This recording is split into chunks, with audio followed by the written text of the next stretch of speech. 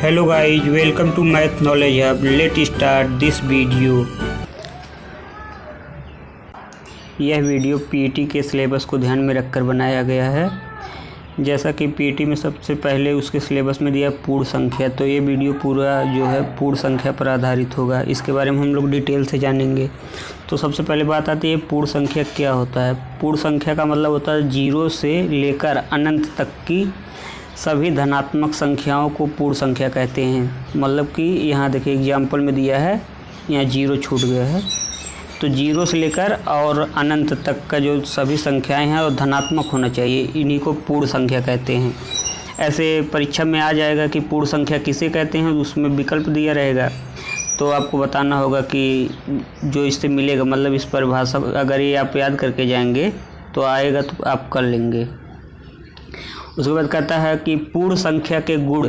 पूर्ण संख्या के गुण में अब देखेंगे, पूर्ण संख्या समवृत्त नियम का पालन करती है। समवृत्त नियम का मतलब होता है जैसे कि किन्हीं दो पूर्ण संख्याओं का योगफल 5 + 3 बराबर कितना है, 8 है, और 5 और 3 बराबर 8 है, और गुणनफल अगर ऐसे करें 5 × 3 तो 5 × 3 = 15 है। तो समवृत्त नियम का मतलब होता है कि अगर किसी दो पूर्ण संख्याओं का आपस में गुणा किया जाए या जोड़ा जाए तो वो भी एक पूर्ण संख्या होगा। इसके बाद नेक्स्ट है योग का क्रम विनिमय नियम। क्रम विनिमय नियम का मतलब होता है कि दो या दो से अधिक संख्याओं का किसी भी क्रम में जोड़ने पर उसका आंसर हमेशा सेम आए। तो यहाँ देखिए वही लिखा है, किसी भी क्रम में जोड़ने पर उत्तर उसका हमेशा समान रहना चाहिए। पूर्ण संख्या योग का क्रम विनिमय नियम पालन करती है। तो यहाँ जैसे दिया है एग्जाम्पल, 1 + 2 + 3 = 6। अगर इसी का हम क्रम बदल दें, 3 + 1 + 2 कर दें, तब भी हमारा कितना आएगा, 6। तो इसका मतलब हुआ कि ये जो है पूर्ण संख्याएं क्रम विनिमय नियम का पालन कर रही हैं। इसके बाद है गुणन का क्रम विनिमय नियम। तो ये गुणा का भी क्रम विनिमय नियम पालन करती हैं। जैसे कि यहाँ एग्जाम्पल में दिया है 2 × 3 × 5 = 30। और उसी प्रकार अगर इसका क्रम बदल के हम गुणा करें, सबसे पहले 5 लिखें, उसके बाद × 3 × 2, तो 5 × 3 = 15, 2 × 30। तो यहाँ भी आंसर इसका दोनों का सेम आ रहा है। तो इसका मतलब ये भी गुणन का क्रम विनिमय नियम पालन करता है। इसके बाद है योग का सहचर नियम। अब जैसे यहाँ दिया है योग का सहचर नियम। सहचर नियम का मतलब होता है, जैसे यहाँ इसका लिखा गया फार्मूला, तो इसका एक एग्जाम्पल हम लोग देख रहे हैं। जैसे यहाँ 2 हो गया + 3 हो गया, उसके बाद यहाँ 5 कर दे रहे हैं। तो इनको अगर जब हम जोड़ेंगे तो सबसे पहले 2 और 3 को जोड़ेंगे तो कितना आएगा, 2 × 3 = 5 + 5 = 10। इसी प्रकार अगर हम पहले वाले को पहले ब्रैकेट से बाहर करके पहले इन दोनों को जोड़े, उसके बाद इसको जोड़े, तब भी हमारा आंसर उतना ही आना चाहिए जितना कि इस तरह पे आया है। तो हम यहाँ 2 + 3 + 5, यहाँ ये ब्रैकेट में रहेगा, तो सबसे पहले ब्रैकेट वाला हट करेंगे। 5 × 3 = 8 + 2, तो ये भी कितना आ गया, 10।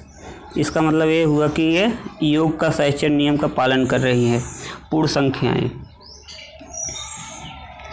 इसके बाद दिया है गुणन का सहचर नियम। गुणन का सहचर नियम का मतलब होता है कि जैसे योग का सहचर नियम में योग किया गया, गुणन में गुणा किया जाएगा। तो यहाँ जो सबसे पहले ले रहे हैं 2 × 3 × 4, तो इसका हो जाएगा, सबसे पहले इन दोनों का गुणा करेंगे तो आ जाएगा 4 × 3 = 12 × 2 = 24 आ गया। तो अगर ये 24 आ गया, अगर इनको इस तरह लिखा जाए, सबसे पहले 2 × 3 लिख दे रहे हैं कोष्टक में, उसके बाद × 4, तो भी हमारा इस तरह गुणा करने पर 24 आना चाहिए। तो 4 × 2 = 6 × 4 = 6 × 4 = 24, तो 24 आ गया। इसका मतलब है कि गुणन का भी सहचर नियम ये जो है पूर्ण संख्याएं इस नियम को पालन करती हैं। इसके बाद आप देखिए क्वेश्चन कैसे पूछेगा। जैसे कि पूछ लेगा सबसे छोटी पूर्ण संख्या कौन सी है, तो ऑप्शन दे देगा, कुछ भी दे देगा, जैसे 2 दे दिया, 5 दे दिया, -3 दे दिया, 0 दे दिया। तो ऐसे 4 ऑप्शन होंगे। तो इसमें पूछेगा कि इसमें सबसे छोटी पूर्ण संख्या कौन है, तो 0 सबसे छोटी होती है, तो यहाँ 0 हो जाएगा। या तो ऐसे पूछ लेगा कि जैसे कुछ दे दिया और पूछ लेगा कि इसमें से सबसे बड़ी पूर्ण संख्या कौन है, और विकल्प में एक दिया रहेगा इनमें से कोई नहीं। तो जैसे दे दिया 5, 8, 7 और इसके बाद इसमें रहेगा इनमें से कोई नहीं, इनमें से कोई नहीं। तो सब लोग इसमें से कहेंगे सबसे बड़ी पूर्ण संख्या कौन सी है, तो लोग लगाकर चले जाएंगे 8, लेकिन यहाँ होगा इनमें से कोई नहीं, क्योंकि ये अनंत तक होता है, तो इसको हम नहीं कह सकते सबसे बड़ी पूर्ण संख्या यही होगी।